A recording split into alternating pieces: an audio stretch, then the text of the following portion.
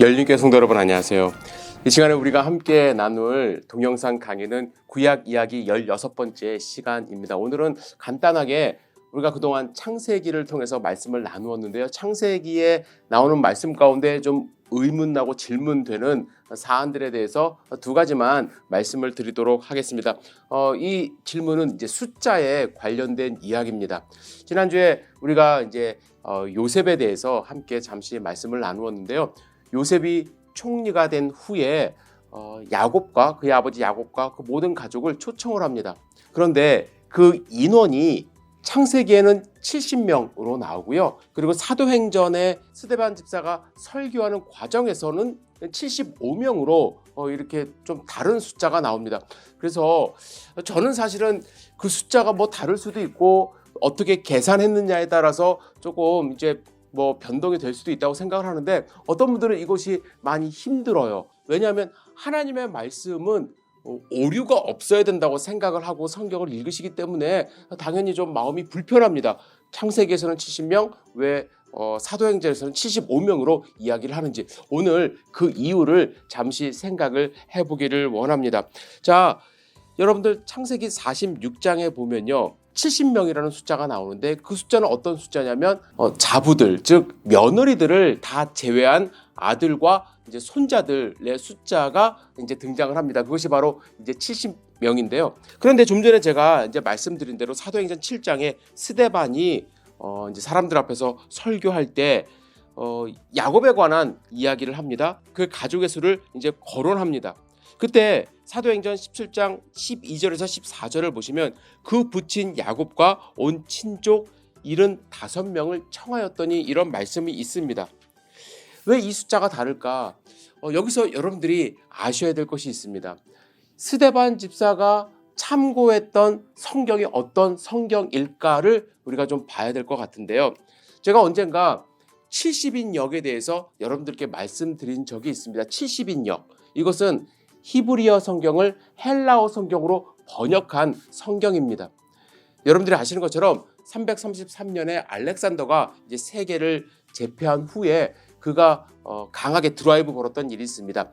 헬레나이제이션, 세상을 헬라화 시켜야겠다 하면서 여러 가지 일들을 하는데 그 중에 가장 강력했던 일이 언어를 통일하는 일이었습니다. 물론 알렉산더는 일찍 죽게 되지만 그의 부하들이 세계를 내등분해서 이제 세상을 다스리는데 그들도 마찬가지로 헬라화에 앞장을 섰습니다.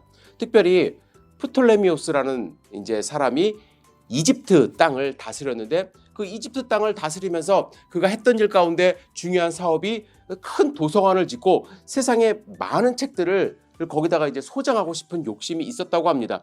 그 중에 하나가 이집트 땅 알렉산드리아에 유대인들이 많이 살고 있었는데 그들이 갖고 있었던 히브리어 경전을 이제 헬라어로 번역을 해서 그것을 소장하고 싶어서 유대인들 장로들을 70명을 초청을 해서 이제 그들에게 번역을 시켰다, 이런 이야기가 전해져 오고 있습니다. 물론 70인역이 번역되는 과정에서는 몇 가지 설들이 있습니다.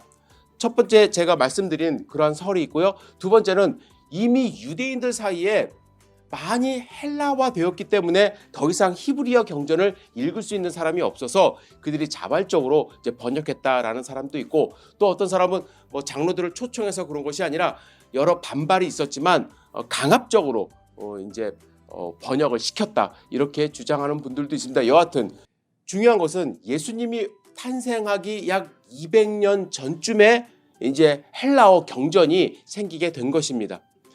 그런데 이 헬라어 경전은 누가 읽었느냐?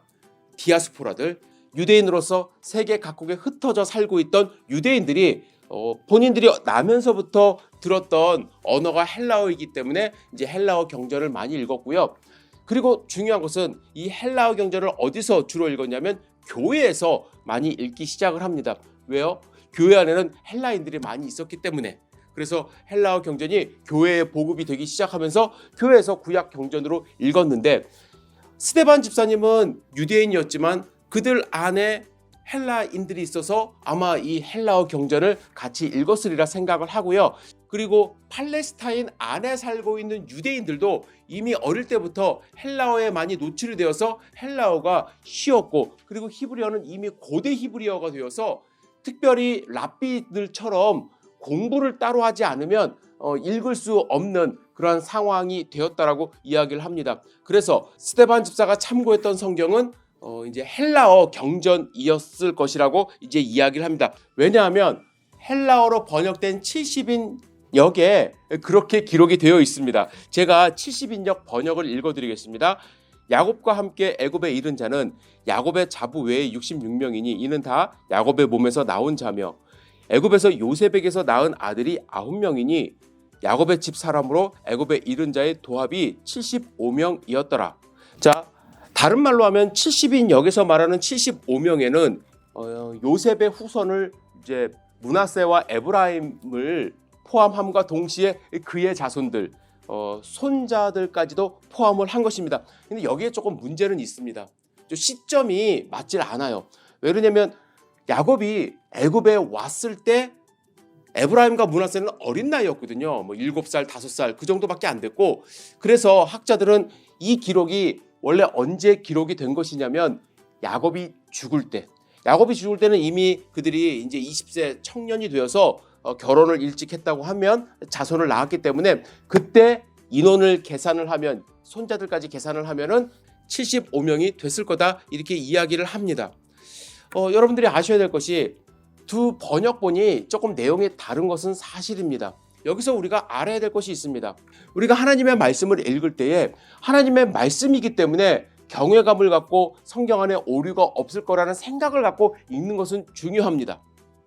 하나님은 오류가 없으신 분이기 때문에 그렇죠. 그런데 성경을 전수하는 과정 속에서 하나님이 그 전수하는 과정을 일일이 다 검수하시고 한 것이 아니라 인간의 손에 의해서 전달이 되다 보니까 오류도 있을 수 있고요. 번역본의 차이가 있을 수 있다는 것을 여러분들이 아셔야 됩니다.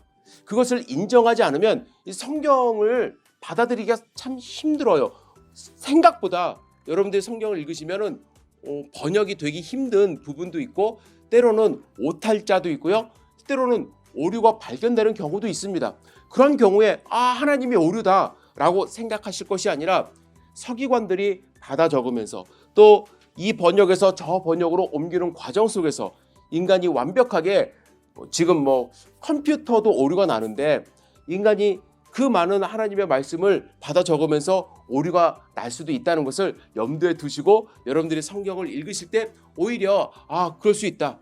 하나님 말씀 가운데 하나님의 오류가 아니라 인간의 실수가 발견될 수 있다. 이것을 찾아내면서 또 왜 이랬을까 연구하는 것이 사본학이거든요. 사본학은 원래 오리지널 하나님이 주신 말씀이 무엇일까를 연구해 나가는 것입니다. 그럴 때 학자들은 여러 사본들을 비교하면서 이제 원래 뜻이 무엇인지를 연구하는데 그 연구하는 과정 속에서 발견되는 오류들도 있다는 것을 여러분들이 염두에 두시고 하나님의 말씀을 또 재미있게 읽으셨으면 좋겠습니다. 자, 70명, 75명 다른 이야기가 아닙니다. 누구를 넣고 뺐는지가 이제 사본마다 좀 다를 수 있다는 것 여러분들이 염두에 두시고 하나님의 말씀에 좀 더 귀 기울이시기를 부탁을 드립니다.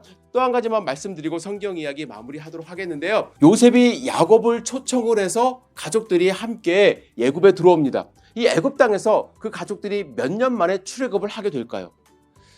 하나님이 아브라함과 약속하실 때는 4대에 걸쳐서 400년이라고 말씀을 하셨는데 그런데 출애굽기에 보면은 430년이라는 기록이 나와 있습니다. 그래서 또 어떤 분들은 400년이야 430년이야 뭐가 맞는 거야 라고 이제 생각을 하십니다.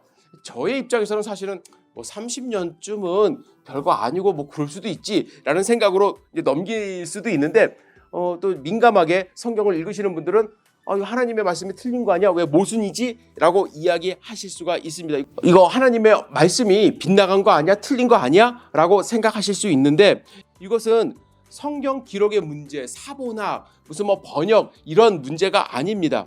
이건 그런 문제가 아니라 무엇을 기점으로 이야기를 하느냐에 따라서 조금 기간이 달라질 수 있다는 거예요.